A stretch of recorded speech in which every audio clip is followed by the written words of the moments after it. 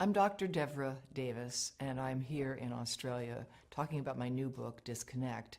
I'm an epidemiologist and a toxicologist, a fellow of the American College of Epidemiology and formerly the American College of Toxicology. I worked in the Clinton administration. I was the founding director of the Board on Environmental Studies and Toxicology at the U.S. National Academy of Sciences, and that was the group that did the study recommending the ban on smoking on airplanes quite some time ago. But I'm really here because I'm deeply concerned about what we know now about microwave radiation and how it affects the developing brain and body. Recently, the cell phone industry has been issuing advisories itself.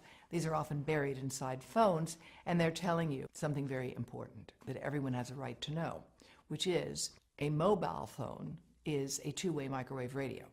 It's never been tested for safety for long-term use, and because of that, Telstra has now begun to issue advice about using a headset, using a speakerphone.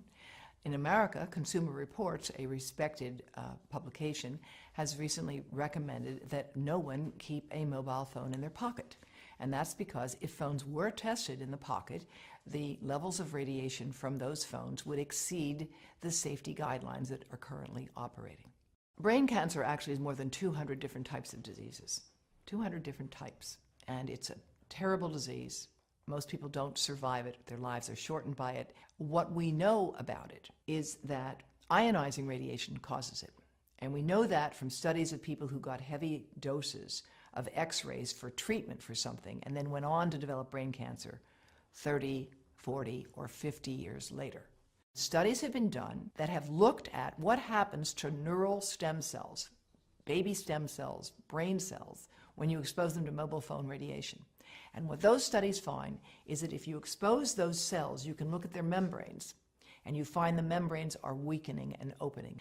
And all of these tests have experimentally indicated that mobile phone radiation can damage human brain cells, and it causes more damage to young human brain cells than to old human brain cells. Because when you put that phone here, your head is the antenna, and half of the radiation from the phone gets into you. That's the modeling work that we've done at Environmental Health Trust, which shows that a young brain will absorb the radiation almost all the way through the eye of a 3-year-old, and even an adult 34-year-old, it will still get into this part. And we are seeing effects of many different sorts as a consequence of this. Those who are on the front line of dealing with young children are deeply concerned about this at a professional level in the United States and around the world. In Israel, as well as France, as well as Belgium and Taiwan, there's an active government program to discourage the use of mobile devices by young children. There's a growing literature showing that prenatal exposure to mobile phone radiation causes serious defects in the offspring. Smaller brains, more brain damage, smaller livers, more liver damage, damage to skin cells as well. There are good reasons for concern about the long-term and short-term effects of mobile phone radiation, particularly on children, but especially on sperm. Now, the sperm studies have been developed in more than 7 different countries, and what they find is that the sperm that are exposed to current levels of mobile phone radiation die 3 times faster and have 3 times more damage on their DNA, indicating that mobile phone radiation is damaging to human sperm. More than 100 scientists have joined with me and with the chief of obstetrics and gynecology at Yale University Medical School. We have put together the Baby Safe Project, and they are handing out information to every pregnant woman that walks into Yale New Haven Medical Center, $4,500 a year, telling them how and why they need to avoid exposing the pregnant abdomen to mobile phone radiation. The breast cancer story in mobile phones is complex, as breast cancer is a complicated disease.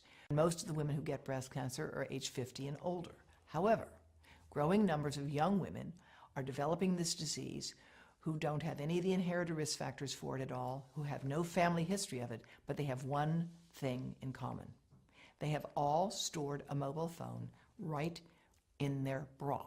And in several cases, the tumors have developed right under the antenna of the phones. No phones are tested for little kids, for babies playing in their bouncy chair, for toddlers sitting in front of an iPad on an iPotty, for pregnant women holding these things over their bodies.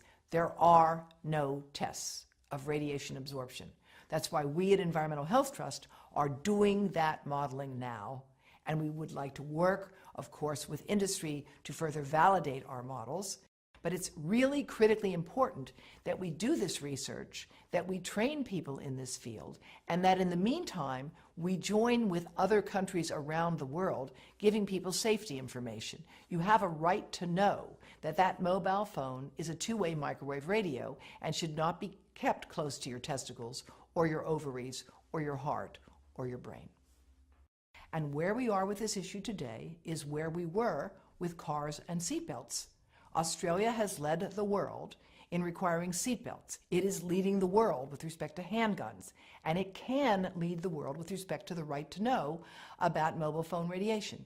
I'm very proud that Dr. Charlie Teo has issued a call for Australia to implement its current laws. You don't need a new law here. You've got the laws you need. You just need to implement them to give people the right to know about mobile phone radiation.